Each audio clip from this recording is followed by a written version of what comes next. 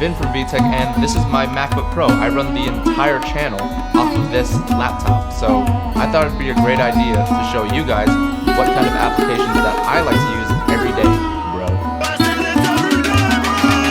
Okay, first off, Google Chrome. Yes, I know Safari is a bit faster because it's native, it's built for macOS, but I just like the layout of Google Chrome a lot better. I like where everything's placed, and it does have its hiccups now and then, but I'm a little too stubborn to switch. I spend a lot of my time on Twitter scrolling through and seeing what people are up to, going on Amazon, searching for products, but most of my time is spent on YouTube. Not only is it for entertainment, but looking for inspiration and ideas for my videos. So that's Google Chrome, just my internet browser of choice. Next to Google Chrome is the Spark email app, and yes, Mac does have its own default mail app, but this may seem weird. I'm a sucker for a cool icon and design, and the app looks really clean and it's fun. And most people handle their emails through their internet browser, but I just like keeping it separate this week. It's free on the App Store, so why not give it a try?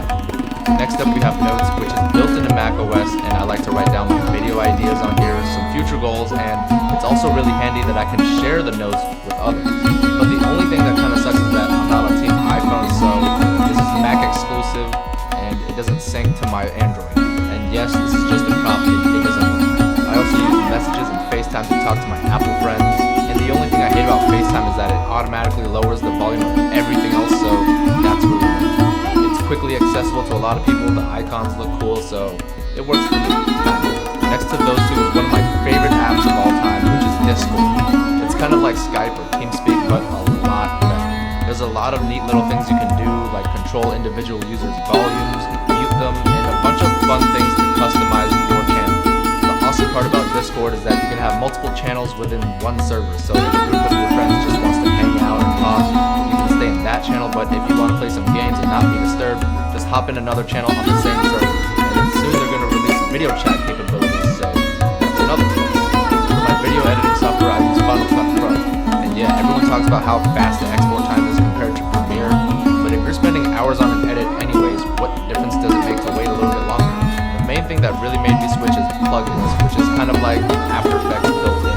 All the cool transitions and on-screen elements are from a website called Motion VFX, so that's why I mainly got rid of my PC. I do understand that having dedicated software to handle video edits and effects is much more powerful, but having a lower capability 2-in-1 helps my workflow a lot. I use Lightroom and Photoshop to edit my thumbnails and pictures, and on Lightroom I mostly use spot corrections, messing with color by using the HSL tabs, but if it needs some crazy changes, I'll throw it into Photoshop. This is where I maybe like to add an object or take something out, or completely change the way something looks. So those two are my photo editing apps of choice. I don't know how to use them to their full potential, but maybe in a couple of years. For music, I like to use Spotify, and I cannot get through a single day without listening to music. It's kind of like having a soundtrack to my life. I do enjoy features like the playlist and Discover, but what I really enjoy most is being able to control my music from different devices. So I can use my phone as a remote for the MacBook, or vice versa. There's just a lot of useful functionalities that has kept me from using Apple Music or Google Play Music.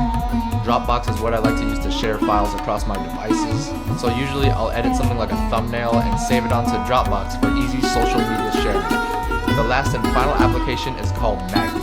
It allows you to manage your windows by dragging them to the sides. You fill up half the screen, so you can have two windows side by side instead of taking time and readjusting the window yourself. However, this is a paid application. It costs about $1, so not that expensive. On PC, this is built into Windows 10, so I do kind of miss my gaming PC a little bit, but maybe in the future I'll be able to have both. This is super useful for those who like to have a lot of applications open at once.